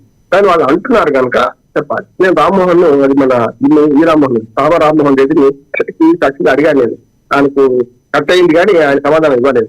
నేను స్పష్టంగా చెప్పిన, మీరు ఆధారాలు ఉన్నాయంటున్నారు కదా రామ్మోహన్, మరి మీరు ఆధారాలను బయట పెట్టండి. ఇప్పుడు ఎవరైతే ఆరోపణ చేసినా వాళ్ళు బయట పెట్టాలి కదా. ఇప్పుడు ఏమైందంటే మీరా మన నల్లసిరా పోస్తా నువ్వే తుడుచుకోంటే కాదు కదా, పోషణ పడుతుండాలి, ఎందుకు పోసినా అని తెలియాలి కదా. మీరు ఆధారాలు శివమొగ్గ ఎందుకు పోయింది, ఎప్పుడు పోయిండు, ఆ 2 రోజులు ఎక్కడ బ్లాక్ అయింది, అత్తరక్షణ పోయింది, ఎక్కడ పోయింది చెప్పాలి వస్తున్నారు కదా. చెప్పాల్సిన బాధ్యత మీరు ఉంది కాదంటే, కానీ ఆరోపణ చేస్తే మీరు చెప్పాలి కదా, ఆ రోజు ఎక్కడున్నారు ఆయన, ఎక్కడికి పోయిండు, ఆధారాలు ఫోటోలతో సహా ఉన్నాయంటున్నారు కదా, ఎందుకు చెప్తలేరు అని రామ్మోహన్ రెడ్డి కూడా అనుకుంటుంది. కట్పక్క హరీష్ రావు గారు ఏంటంటే కేసు వేయడం సహజం, ఎందుకంటే పరువు నష్టం జరిగినప్పుడు అసలు చట్టం చేస్తున్నారు. కానీ ఇక్కడ చాలా మంది చాలా సార్లు చేసినట్టున్నారు. పివి నరసింహరావు గారు చిత్రస్వామి అని ఒక లక్ష్మణ గారు, నేను 50 ఏళ్ళు జర్నలిజం ఉన్నాను. చంద్రస్వామిని ఒక తాంత్రికుల్ని నమ్మారు, పోయి ఫోటో చేసిన హిమాలయానికి పోయి. మరి అప్పుడు ఇదే విమర్శలు వస్తే కాదంటలేదు. అంతేందుకు ఇప్పుడు రాహుల్ గాంధీ పదే దేశాలకు ఎందుకు పోతుందో తెలుస్తలేదు, ఆయన కూడా చెప్పాలి. అట్లాగే సోనియా గాంధీ వైద్య నిమిత్తం పోయిస్తుందట, ఎందుకు పోతుందో చెప్పరు. కనుక ఏమంటున్నానంటే ఇవాళ సమస్య అదే వస్తున్నారు. దేశంలో రాజకీయ నాయకులందరూ మూఢనమ్మకాలతో కూరుకొని ఉన్నారు. స్పష్టంగా చెప్తున్నారు, ఈ మూఢనమ్మకాల రాజకీయాలు ప్రజల కంటే వీళ్ళకి ఎక్కువ ఉన్నాయి. స్పష్టంగా ఎవడైనా వాళ్ళని వాడొద్దని చేసింది అనుకున్న ఉదాహరణకు హరీష్ రావు చేసింది అనుకుంటాం. వాళ్ళని వాడకుంటే ఆయన చేసినప్పుడు వాళ్ళని వాడ పట్టట్టు మరి దైవ పూజ పడ్డే అంటున్నారు కదా. ఇప్పటికీ పాపిరెడ్డి గారు చెప్పింది 100% వాస్తవము. పాపిరెడ్డి గారు మిమ్మల్ని లుకింగ్ యంగ్ అన్నాను, నేను బాగా యంగ్ కనపడుతున్నారు ఆ టెస్ట్ లో మీరు. అయితే ఏమైందంటే ఓట్ల సంగతి చెప్తాను. మాకు చెంగిచెర్లో ఒక ఇల్లు ఉన్నది, 300 ఫీట్లకు 15 ఏళ్ళుగా ఆ ఇల్లు ఉండే.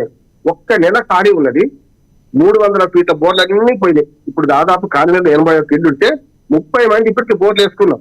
700 ఫీట్లు వేస్తే అంటాం. మరి మొన్నటి దాకా కిందకి వచ్చినాయి అంటే మా అల్తాఫ్ జానయ్య గారు నా మిత్రుడే, agriculture university chance vice chancellor కూడా. ఆయన నేను ఆర్టికల్ రాస్తే రేవంత్ రెడ్డి గారు దానికి స్పీచ్ చేస్తాను. నేను దానికి సమాధానం ఇస్తాను. ఎందుకంటే అయ్యా జానయ్య గారు మన హైదరాబాద్ కాలనీలు రండి, మరి మీరు మొత్తం మన కాళేశ్వరంతో సంబంధం నీళ్లు వాడుతున్నాయి అంటున్నారు కదా, ఎక్కడ వాడుతున్నాయి, ఎక్కడ బోర్లు వెళ్తున్నాయి, ఎక్కడ. నేను ఇంకొకటి హైదరాబాద్ చెప్తున్నాను, మా ఇంట్లో మా ప్రజ్ఞాపూర్లో నేను స్వయంగా చూపెడతా.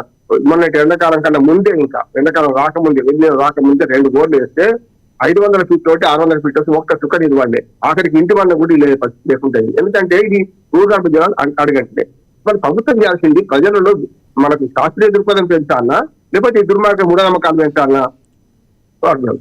పథకాల గురించి వాళ్ళ చెప్పులని కాలుపెట్టారు రామోహన్ గారు, మన లక్ష్మణ్ గారు, వాళ్ళిద్దరు అనుకున్నారని ఇది చెప్పి అధ్యక్షులు. కానీ నీళ్ళ గురించి మాట్లాడదలుచుకున్నాను. ఎందుకంటే ఇవాళ ఎన్నిలో వస్తుంది అని తెలుసు, 50 నుంచి మొత్తుకుంటున్నారు, 6 నెలల నుంచి మొత్తుకుంటున్నారు. పార్లమెంట్ గారు 2 నెలల కాలం పోయింది ఇప్పటికే, ఇంకా గడ్డు కాలం వస్తుంది రేపు హైదరాబాద్ నీటి కొరత వస్తుంది. కానీ మన అదృష్టం అటుగా దేవుడా తవాసంగతి మన అదృష్టం ఏంటంటే మహారాష్ట్రలో అటు కర్ణాటకలో వర్షాలు పడడం వల్ల, అటు కర్ణాటకలో వర్షాలు పడడం వల్ల ఏమో అల్బటీను మన తుంగభద్ర నీళ్ళు అటు కృష్ణా నీళ్ళు వస్తే ఇప్పటికి కూడా శ్రీశైలం సగం ఖాళీ ఉన్నది, మనకు నాగార్జున ముప్పావు ఖాళీ ఉన్నది, అక్కడే నీళ్ళేం లేవు. మన పైన వచ్చిన నీళ్ళు అక్కడికి వచ్చి అదృష్టవశాత్తు మహారాష్ట్రలో వర్షం పడడం వల్ల మన ఎల్లంపల్లి రిజర్వాయర్ ఉంటుంది. ఎప్పుడైనా ఎవడైనా ఏం చేస్తారంటే నల్లా వచ్చినప్పుడే పట్టుకొని పెట్టుకుంటారు. ఇప్పుడు నేనేమంటున్నాను, 20 టీమ్స్ నీళ్ళు వస్తాయి కదా కిందికే చూసుకుంటూ పోదాం అనుకుంటే స్పష్టంగా చంద్రబాబు నాయుడు హిస్టరికం చేసుకుంటూ ఈ ముఖ్యమంత్రి గారు ఆంధ్రప్రదేశ్ కు నీళ్లు ఇస్తున్నాడు. నేను స్పష్టంగా చెప్తున్నా.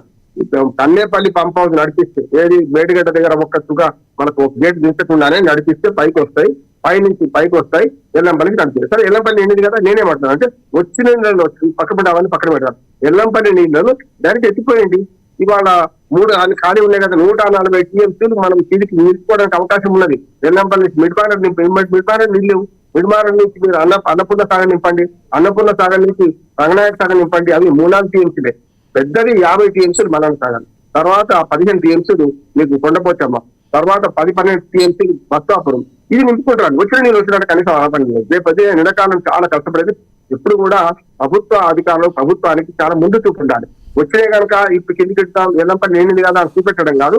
ఎల్లంపల్లితో సహా మిగతా నీరు కానీ పంపు హౌజులు నడుస్తున్నాయంటే దేవాదుల పంపు హౌజులు నడుస్తున్నా, ఇది కాళేశ్వరం భాగంగా కాకపోతే సీతమ్మ సాగర్ దేవాదుల కిందికి ఉంటాయి, దానికన్నా కిందికి. కానీ పైన చూసుకుంటే ఇవాళ ఎల్లంపల్లి పంపు హౌజ్ ఎక్కడి నుంచి నడుస్తున్నాయి కాళేశ్వరం భాగం కదా.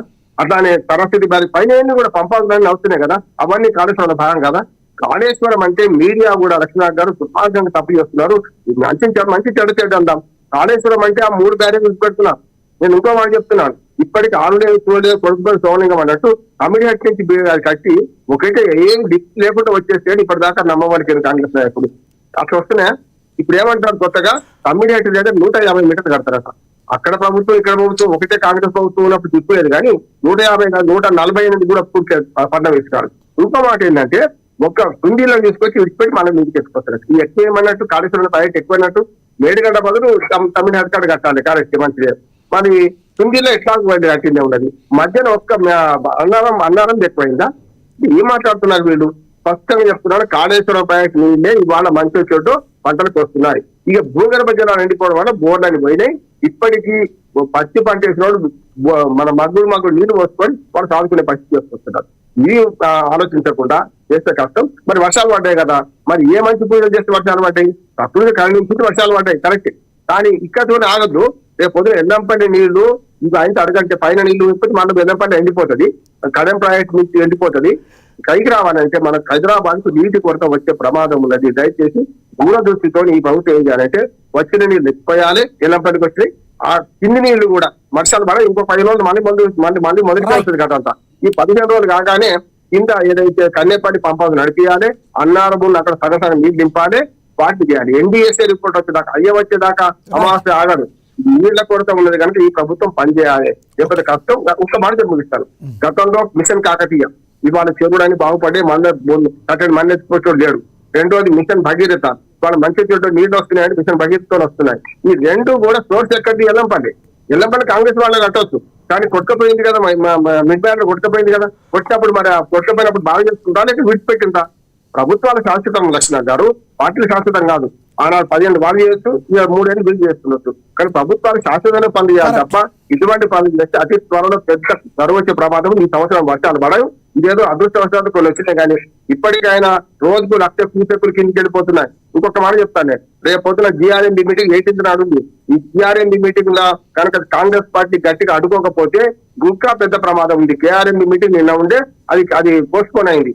GRMB మీటింగ్ ఉన్నది. బీజేపీ కూడా చాలా దుర్మార్గమైన మోసం చేస్తుంది. ఇవాళ బీజేపీ అక్కడ టీడీపీ జనసేన కలిసిన ప్రభుత్వానికి మద్దతు ఇస్తూ ఇవాళ GRMBలో KRMBలో దుర్మార్గంగా తెలంగాణకు వ్యతిరేకంగా మాట్లాడుతుంది. కాంగ్రెస్ వాళ్ళకి నా వినతి ఏంటంటే మీరు ఆ ఉత్తులో పడకండి. తప్పనిసరి. ఇంకొక మాట చెప్పి ముగిస్తాను. ఇప్పుడు మనకు రాజగోపాల్ రెడ్డి గారు మాట్లాడుతున్నారు కదా, నేను ఏం మాట్లాడిపించింది కదా, ఆమె అంటే కవిత అంటే వెళ్ళిపోయింది, బయటకు వెళ్ళిపోయింది, ఆమె వేరే పార్టీ పెట్టుకున్నది. రాజగోపాల్ రెడ్డి వేరే పార్టీ పెట్టుకోలే కదా. ఇవాళ కాంగ్రెస్ లో శివకుమార్ లాల్ పదవులు వస్తలేవు. ఎవరికి వచ్చినాయి? దొంగల సర్టిఫికెట్ లేరా? ఆయన ఇదివరకు కట్టిండు. కేసీఆర్ ఇన్స్పెక్ట్ అవన్నీ కూడా కేసీఆర్ ఇదివరకు దొంగల సర్టిఫికెట్. ఇప్పుడు ఈయన కడుతున్నాడు. సమస్య ఏంటంటే రాజగోపాల్ రెడ్డి స్వయంగా చెప్పింది కదా, 5 లక్షలు ఇస్తేందుకు 500 నిబంధన పెడుతున్నారు. 5 లక్షలు ఇస్తేందుకు వాళ్ళకి టెంపో ఉంది, కారు ఉంది అని చెప్పి సగం కట్టినందుకు రద్దు చేస్తున్నారు. ఇవాళ ఆంధ్ర మూలాలు ఉన్న వాళ్ళకి, ఆంధ్ర వాళ్ళకి ఎక్కువ మేలు చేస్తున్నారు. ఉద్యోగాల వాళ్ళే ఆఖరికి చీఫ్ సెక్రటరీ కూడా వాళ్ళే చేస్తున్నారు అని డైరెక్ట్ గా రాజగోపాల్ రెడ్డి ఆరోపిస్తున్నారు కదా. మీ పార్టీ వాళ్ళే ఆరోపిస్తున్నారు కదా. దాన్ని అర్థం చేసుకోండి.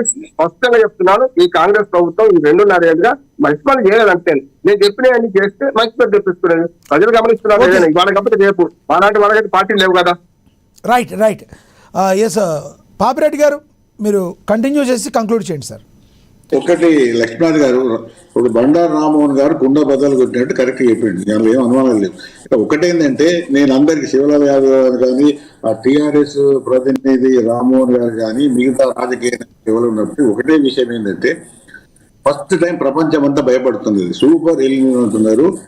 నేను అనుకుంటాను, విజువలైజ్ చేస్తే వచ్చే కాలంలో మంచినీళ్ళు దొరకడం కూడా కష్టమయ్యే పరిస్థితి ఏర్పడుతున్నది. కాబట్టి మొన్న అనుకోకుండా పెద్ద ఎత్తున వర్షాలు పడ్డప్పుడు ఒక విధంగా కాంగ్రెస్ ప్రభుత్వం ఎంత మేరకు స్పందించాలో అంత మేరకు స్పందించలేదు. ఎందుకంటే ఈవెన్ ఎల్లంపల్లి నిండిన తర్వాత పంపింగ్ మొదలు పెట్టింది నిర్మాణాలు.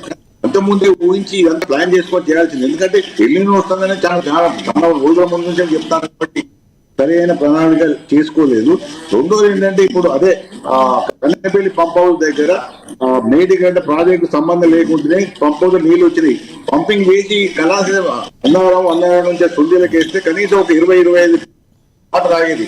దాన్ని ప్రయత్నం చేయలేదు. ఎందుకు చెప్తానంటే, అది కేసీఆర్ దొంగ లంగా, కేసీఆర్ మిగిలిందా, ఆ లప్పుడు కాడ, అవన్నీ పక్క పెడదాం, అవన్నీ ఒప్పుకుందాం. ఓకే, కానీ ఇవాళ కేసీఆర్ ప్రభుత్వం లేదు, కేసీఆర్ ముఖ్యమంత్రి కాదు. ఇవాళ ఉన్నది కాంగ్రెస్ ప్రభుత్వం. కాంగ్రెస్ ప్రభుత్వం ప్రజలు చూస్తున్నారు. నీళ్లకు ఏం చేస్తారు, నీళ్లు ఏం జరుగుతుంది అన్న దాని మీద నిజంగా కూడా చూస్తే అన్ఫార్చునేట్ గా మొన్నటి వర్షాలు చాలా మట్టుగా అది సముద్ర పాలైనాయి. దాదాపుగా 17 లక్షల క్యూసెక్ల వాటర్ ధవళేశ్వరం దగ్గర వెళ్ళిపోయినాయి. ఇక్కడ నుంచి కూడా మన దగ్గర నుంచి కాళేశ్వరం దగ్గర నుంచి కూడా పెద్ద ఎత్తున వెళ్ళిపోయినాయి. కానీ ఏం చేయలేదు. ఎంతసేపు మాట్లాడడం, ఓళ్ళు తిట్టుకోవడం, ఉత్తమ్ కుమార్ రెడ్డి ఉత్తర ప్రజాల తప్ప ఏం చేయలేదు. ఎందుకంటే ఇవి ఎందుకు వస్తాయంటే, శివలాల్ గారు రేపు ఒకవేళ సూపర్ ఎల్లినో ఈ విధంగా ఉండి వర్షాలు ఉండకపోతే మాత్రం కాంగ్రెస్ వాళ్ళు బయట కూడా తిరిగే ధైర్యం ఉంటుంది మీకు. ఆ లెవెల్ పోతుంది. ఎందుకంటే హైదరాబాద్ నేను చూస్తున్నా, హైదరాబాద్ హౌసింగ్ బోర్డు ఇల్లు ఉన్నది. మార్చిలో నాది రామ్మోహన్ గారు 1100 ఫీట్ల బోర్, అది ఏదో 200-300 బోర్లు, 1100 ఫీట్ల బోర్లు కూడా డ్రై అయినాయి. మార్చిలో పోయినాయి. ఇప్పుడు ఈ నెల ఆగస్టు ఇంకా లేదు. దాదాపుగా అందరూ ట్యాంకర్స్ పోయినా, ట్యాంకర్స్ కూడా దొరకడం లేదు. 5,000 లీటర్లు మున్సిపాలిటీ 500 రూపాయలు సప్లై చేసేది కమర్షియల్ లేదా బ్లాకులో 2,000 పెట్టుకుంటున్నారు. ఇవాళ 5 అంటుంటే మీకు కూకట్పల్లి హౌసింగ్ బోర్డుకు వస్తే నేను చెప్తాను మీకు. దారుణంగా ఉన్నది పరిస్థితి. అంటే ఇది మధ్యతరగతి ఉండే హౌసింగ్ బోర్డు వ్యవస్థ. మామూలు కాలనీలు బస్తీలలో ఎట్లుండదని మనం సులభంగా ఊహించవచ్చు. కాబట్టి ఇవన్నీ పక్కకు పెట్టి కోసేపు కేసీఆర్ మర్చిపోండి, కోసేపు టీఆర్ఎస్ ని మర్చిపోండి, కోసేపు అందరిని మర్చిపోండి. మీరు ప్రభుత్వంలో ఉన్నారు. నీళ్ళ సమస్య ముంచుకొస్తున్నది, ఒక ఉధృతంగా సమస్య అవుతున్నది. ఈసారి పంట వేయింది, ఖరీఫ్ పంట వేయింది. ఖరీఫ్ పంట మీద ఎవరికి నమ్మకం లేదు. దాని మీద కాంగ్రెస్ వాళ్ళు మాట్లాడతలేదు. ఎందుకు మాట్లాడతలేదు? ఇనేవే ఇంకో విధంగా అంటున్నా, కాంగ్రెస్ వాళ్ళు కరువు రావాలని కోరుకున్నారు. ఎందుకు కోరుకున్నారు? వీరికైనా వడ్డు కొనడం తప్పుతుంది, రెండోది కరెంటు సప్లై చేయడం తప్పుతుంది. ఇట్లా కూడా అంటే వాళ్ళు కూడా ఉన్నారు. శివలాల్ గారు, మీరు హరీష్ రావునే కాదు, కాంగ్రెస్ వాళ్ళు కూడా ఈ సంవత్సరం కరువు రావాలని కోరుకుంటున్నారు అన్న వాళ్ళు కూడా ఉన్నారు. ఎందుకంటే 2 రీజన్స్ చెప్తున్నారు. ఒకటి, కరెంటు ఇవ్వడం తగ్గుతుంది, రెండోది వడ్డుకొనడం తగ్గుతుంది. కాబట్టి పీడ వేయండి అనుకుంటున్నారు అనేది కూడా జరుగుతున్నది. కాబట్టి ఈ ఆరోపణలు, ప్రత్యారోపణలు ఇవన్నీ కూడా వేరు. కానీ ప్రభుత్వం మీది. ప్రపంచంలో, మన దేశమే కాదు ప్రపంచంలోనే కని విని రీతిలో ఎల్లినో సూపర్, మామూలుగా అంటే సూపర్, అది ఇంకా కూడా శాస్త్రవేత్తలు ఇంకొక అడుగు ముందుకేసి ఇంకా వాళ్ళు 2027 లో కూడా ఇదే పరిస్థితి ఉండే ప్రమాదం ఉంది. గవర్నమెంట్ ఉంటుంది, గవర్నమెంట్ ఏమో మీకు 25 వరకు ఉంటుంది. మీరు ఏం చేస్తారు? మీ కాంటింజెన్సీ ప్లాన్స్ ఏంటి? ఒకవేళ 26 ఈ సంవత్సరం మాన్సూన్ అనుకున్నంత లెవెల్ రాలేదు, 27లో కూడా కొరత ఉంటుంది. అటువంటిప్పుడు కనీసం తాగు నీళ్ళు ఇచ్చే బాధ్యత ప్రభుత్వానికి ఉంటుంది. కాబట్టి దానిలో ఇవాళ పట్టణ ప్రాంతాలు ఎంత పెరిగినాయి అంటే దాదాపు 50% వరకు పెరిగినాయి. కాబట్టి మీరు ఆలోచన చేయండి దాని మిగతా అన్ని పక్కకు పెట్టండి. మిగతాన్ని పెట్టి ఒకటే విషయం ఆలోచించే మాత్రం కాంగ్రెస్ ప్రభుత్వానికి మాత్రం బతుకు తెరుగు ఉండదు. రైట్, 30 seconds లో కంప్లీట్ చేయండి సార్, కంక్లూడ్ చేయండి. బిఆర్ఎస్ రామ్మోహన్ గారు కంక్లూడ్ చేయండి చివరిగా టాపిక్ మీద. ఒకటే చెప్తున్నాం, మీరు పరిపాలన పైన దృష్టి పెట్టాలి, ప్రతిపక్షాలను విమర్శించాలి, ప్రజలను పక్కన పెట్టించే మాటలు బంద్ చేసి పెద్దలు పాపిరెడ్డి గారు కానీ బండారు రామ్మోహన్ గారు చెప్పినట్టుగా పరిపాలన పైన దృష్టి పెట్టి కేవలం సమస్యల పైన ఎట్లా సాల్వ్ చేయాలి, తెలంగాణ ప్రజానికానికి మనం సంక్షేమ పథకాలు ఎట్లా అందించాలి దానిపై దృష్టి పెట్టి ఈ ప్రజలు పక్కదో పట్టించేది, ప్రతిపక్షాలపై ఆరోపణ చేసి అన్ని బంద్ చేయాలి. ఇప్పటికైనా బుద్ధి తెచ్చుకొని గడిచిన 30 నెలలుగా జరిగిన నష్టాన్ని నివారించాలని చెప్పి డిమాండ్ చేస్తాం. రామ్మోహన్ గారు, మరి మీరు కూడా బుద్ధి తెచ్చుకున్నారా? గతంలో ఉన్న అహంకారాన్ని వీడిపోయారా? నిజంగా ప్రభుత్వం మళ్ళీ మీకు అధికారం ఇస్తే, ప్రజలు అధికారం ఇస్తే? మాకు ఎప్పుడు అహంకారం లేదండి. టిఆర్ఎస్ పార్టీ ఉద్యోగ పార్టీగా ఆత్మవిశ్వాసంతో కేసీఆర్ గారు ఉద్యోగ ప్రస్థానం ప్రారంభం చేసి సబ్బండ వర్గాలు ఏకం చేసి దశాబ్దాల కాలంగా ఉన్న నెరవేరిన కళను నెరవేర్చిండు. తెలంగాణ రాష్ట్రాన్ని సాధించడం 10 సంవత్సరాలు అప్రతిహతంగా పరిపాలన చేసినాం. సంక్షేమ పథకాలు అందించాం, ప్రజలందరికీ కూడా అద్భుతమైన పరిపాలన అందించినాం. కాకపోతే కాంగ్రెస్ పార్టీ చెప్పిన కళ్ళబొల్లి మాటలు నమ్మి మోసపోయారు తెలంగాణ ప్రజలు. ఈ వాళ్ళందరూ కూడా కనువిప్పి జరిగింది, అందరూ కూడా బాధపడతా ఉన్నారు. మళ్ళీ కేసీఆర్ గారి నాయకత్వాన్ని బలపరుస్తా ఉన్నారు, అందులో ఎలాంటి డౌట్ లేదు. మేము ఒక్కడే చెప్పేది, తెలంగాణ ప్రజలు సుభిక్షంగా ఉండడే మా యొక్క లక్ష్యం. మేము అంతిమ లక్ష్యం తెలంగాణ ప్రజలు బాగుపడాలని, వాళ్ళు బాగుండాలని మాత్రమే. దాని కొరకు ఎంత దూరం పోతాం. రైట్, శివకుమార్ గారు కంక్లూడ్ చేయండి. మాట్లాడుతున్నారు చూడండి. అహంకారం అవినీతితో ఉందండి. రాజేశ్వరం అవినీతి ఉంది కాదంటే, నేను అహంకారం ఉంది కాదంటే, అందుకని వాడు ఇంట్లో కూర్చొని పెట్టారు కదా, మిమ్మల్ని ఎక్కించింది కదా. మీరు అదే పద్ధతి పోతే వాళ్ళకంటే అధ్వానం అవుతారని చెప్తున్నాం. మేము ఇద్దరము, రాబరెడ్డి గారు కానీ నాకు బీఆర్ఎస్ అంటే ప్రేమ కాదు. వాళ్ళు ఇద్దరు అంతకుముందు వాళ్ళు చేసిన తప్పులకే ప్రజలు శిక్షించారు. మీరు అటువంటి తప్పులు చేస్తే మీకు కూడా అదే గడ్డి పడుతుందని చెప్తాం, హెచ్చరిస్తున్నాం. ప్రమాద గడ్డికలు మోగుతున్నాయి, దాన్ని గమనించకపోతే మైండ్ గేమ్ రాజకీయాలు డైవర్షన్ పాలిటిక్స్ చేస్తే ముందర పడదని చెప్తున్నాం. అంటే మా ఇద్దరిని సమన్వయం లేదు వాళ్ళకి. రైట్ రైట్ శివకుమార్ గారు, మీరు చెప్పండి చివరిగా. రామ్మోహన్ గారు కూడా చెప్పేశారు, కంక్లూడ్ చేశారు, ఆయన చెప్పదలుచుకుని చెప్పారు.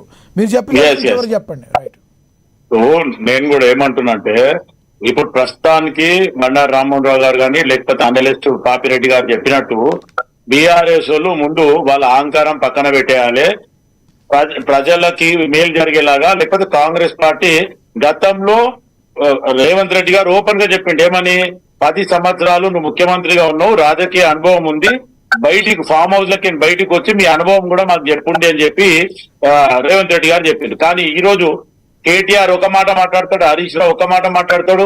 ఈ మధ్యన ఇంకిద్దరు వచ్చిండ్రు, ఐపీఎస్ ప్రవీణ్ కుమార్, తర్వాత మన బండారు రామ్మోహన్ గారు అండ్ పాపిరెడ్డి గారు ఓన్లీ బీఆర్ఎస్ కే చెప్పారంటారు, మీరు మీకేం చెప్పలేదు అంటారు, అంతే కదా?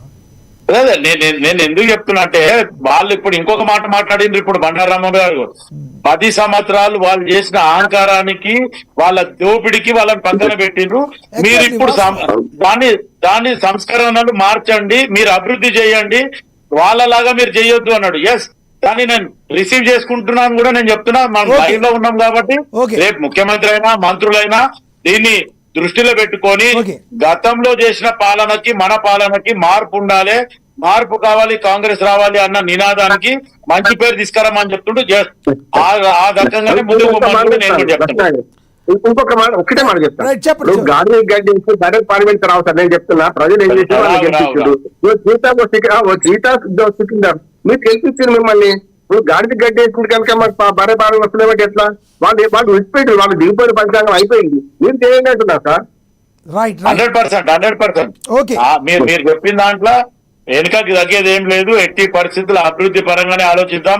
రెండోది, ఇప్పుడు మీరు ఆలోచించిన దాంట్లో ఏదైతే వాటర్ రిసోర్స్ ని కంట్రోల్ చేయడం అనేది. ఇంకోటి, ముఖ్యమంత్రి రేవంత్ రెడ్డి ఇటు ఏదో ఆంధ్రప్రదేశ్ కి సపోర్ట్ చేస్తున్నారన్న మటుకైతే దాంట్లో న్యాయం లేదు సార్. మొత్తానికి అక్కడ విభేదిస్తుండు.